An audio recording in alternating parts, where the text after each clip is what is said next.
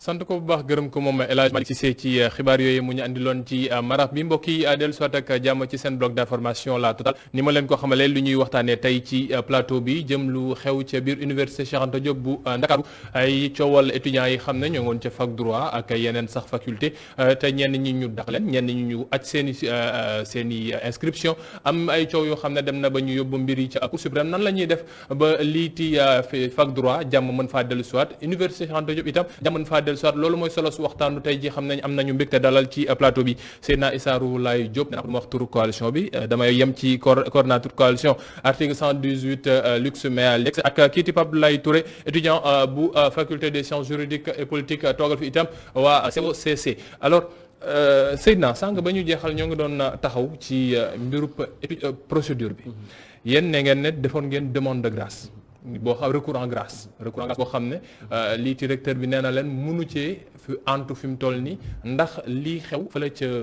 cour suprême te ñoom waa COCC dugal ko yéen est-ce que da ngeen di toog ci xaar waa COCC ñoom seen recours boobee mu antu wala da ngeen jàpp ne war ngeen am beneen yoon boo xam ne da ngeen koy def ngir mën a xool ndax ñooñee dinañ leen mën a dugalaat ci biir université bi wala déet. waaw damay revenir si turu bi ma fi teewee. mooy le coordonnateur du collectif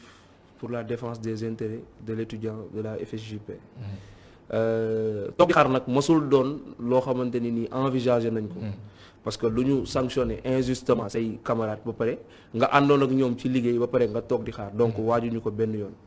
li nga xamante ni moom laa la wax sànq mooy ñoo ngi ci ay jàngat ay procédés yoo xamante ne nii moom la ñuy def pour dossier bi gën a gaaw ñu ngi ci.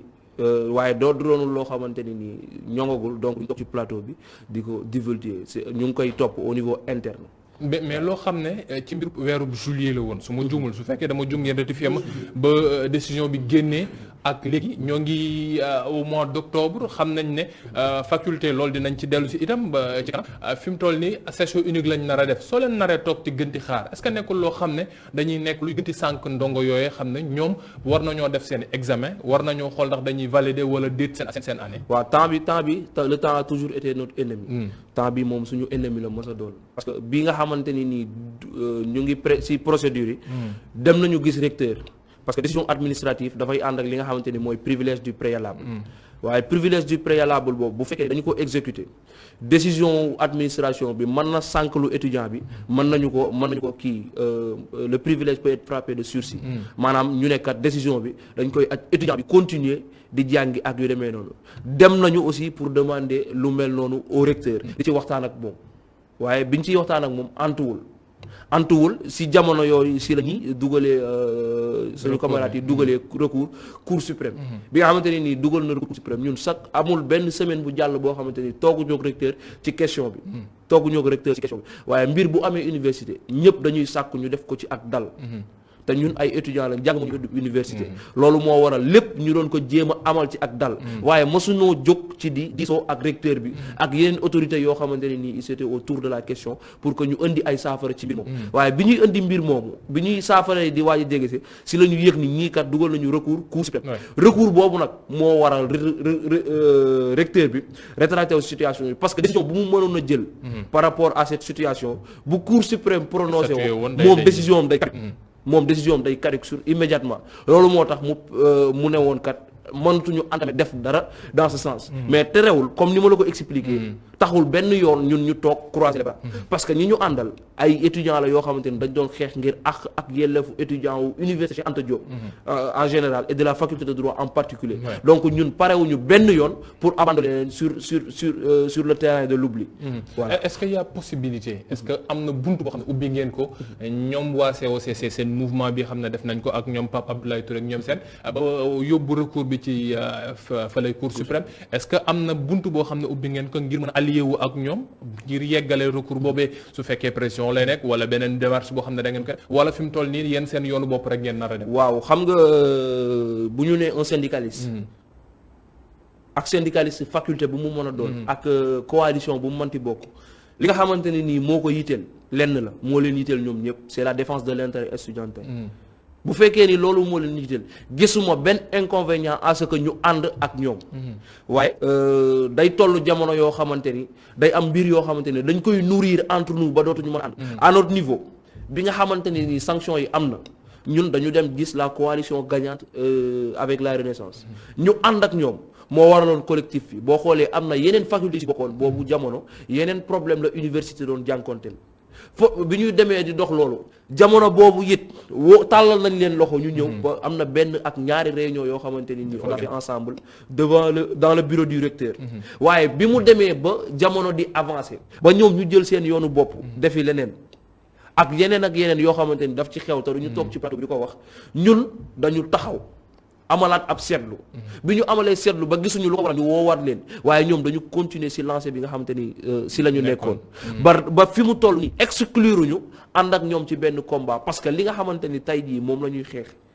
muy actualité à la faculté de droit à savoir la session unique bu fekkee dafa dal ci kaw étudiant wu faculté de droit bi daf ñuy impacter autant que ñoom tamit daf leen di impacter session unique bi dinañ ci dellu si kanam xam naa loolu moom poñ la boo xam ne après dinañ ci gën a taxaw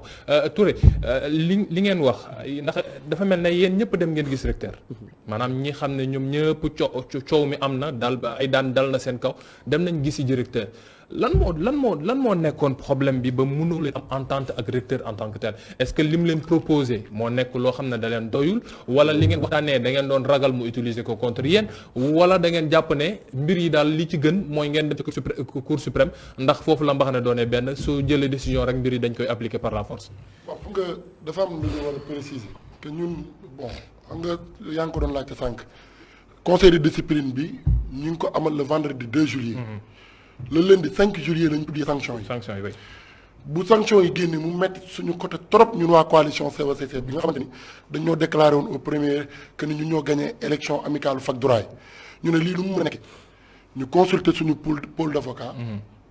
mais carrément lii dañ koy attaqué devant la justice. muy recours pour excès de pouvoir. leen yoon may. loolu yoon moo ñu ko may. bu ñu attaqué mbir mi introduire un recours pour excès de pouvoir ak une requête en référé pour suspendre la décision en attendant l'ouverture du dossier dans le fond loolu yëpp ñu ngi ko introduire le 19. ñaar yëpp fan ngeen ko dugalandoo. bu nekk chambre administrative ñaar yëpp foofu chambre administrative la ci lañ ko dugal ak suñu voyant avocat yi ñu ngi leen di sant ci seen taxawaay au passage muy maître Khoureyssi Ba maître Bamba Cissé ak ñeneen ñi donc ñu ngi leen di nga yegg dans les détails soo nekkee di gërëm duñ non juste damay dem dans les détails bu loolu amee ñun dañoo attaqué mbir mi parce que dañoo am ay anomalies yu ñu constaté ci biir décision boobu ñu lu ñu toppee defuñu ko tey defuñu ko ëllëg te proclamé nañ fu nekk suñu innocence waaye recteur Amadou Ali Mbaye nga xamante ne moo jiite université dafa convoqué yenn ci suñuy coordonnateur neneen kat après tabaski bi la faculté de droit war a dem ci ay examen au premier semestre donc bind leen ay demande de grâce moom moo ñu ko wax le recteur parce que ñun amuñu woon benn intention di introduire ay demande de grâce parce que ñun dañoo jàpp ne dañoo tooñ. demande de grâce pour pour leeral ko ñuy teewlu mooy da ngay baalu ne man maa def maa ngi déglu demande de grâce mooy ku tooñ dem di baalu ji ñun dañu ne woon à notre niveau du ñu dugal demande de grâce parce que tooñu ñu dañoo tooñ su baalu di am kay ñoom ñoo ñu war a baalu wa ilaa ñu revenir ci seen décision bi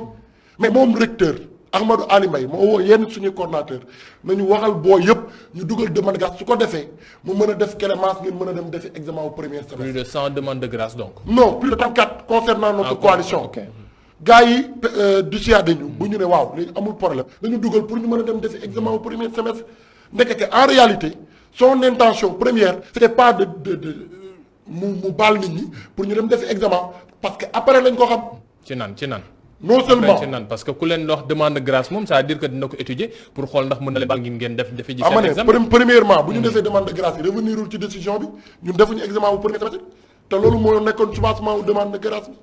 beneen bu ci topp mooy moom recteur dafa utiliser demande de grâce yooyu à d'autres finalités maanaam daf ñu cee trompé daf ñëw nax ci demande de grâce yooyu nekkati en réalité dafa bëggoon ñu dugal demande de grâce